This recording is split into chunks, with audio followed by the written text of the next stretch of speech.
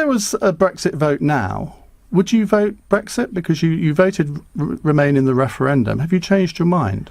Well, I don't answer hypothetical questions, but what I It's a pretty easy answer. I would be able to answer that. I know I would vote in exactly the same way. Well, I voted Remain. I voted Remain for good reasons at the time, but circumstances move on. I mean, I think the important thing now is that I think we should all be focused on delivering Brexit. Absolutely. And delivering the best deal. But you're asking me to say, how would I vote in a vote now against a different background, a different international background, a different economic background, but you can't potentially? tell me that you would vote leave now. I mean, Jeremy Hunt, when I interviewed him at the conference, he said he voted Remain in the referendum. He was the chief advocate of Remain. He said now he would vote for Brexit because he says George Osborne's economic predictions did not come true, and he said that he was fed up with the belligerent attitude of the European Commission. Now, if he says he could change his mind, I don't quite understand why you can't, seeing as you are Prime Minister leading us into Brexit. Yes, and I'm Prime Minister ensuring that I'm going to deliver Brexit for the British people. But you can't tell me that you would now vote leave in a referendum.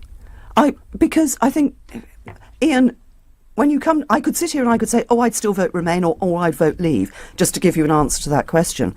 I'm being open and honest with you. What I did last time round was I looked at everything and came to a judgment, and I'd do exactly the same this time round.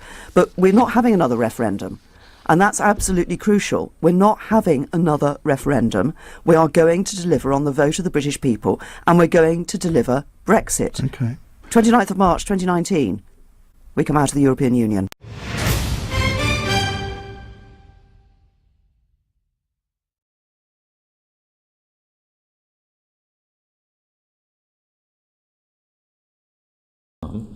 We cannot be certain of that different outcome.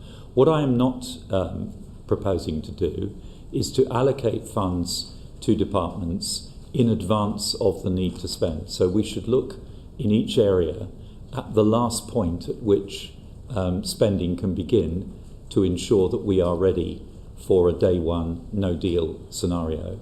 And that's when we should start spending hard-earned taxpayers' money, because every pound we spend on contingent preparations for a hard customs border is a pound that we can't spend on the NHS or social care or education or deficit reduction.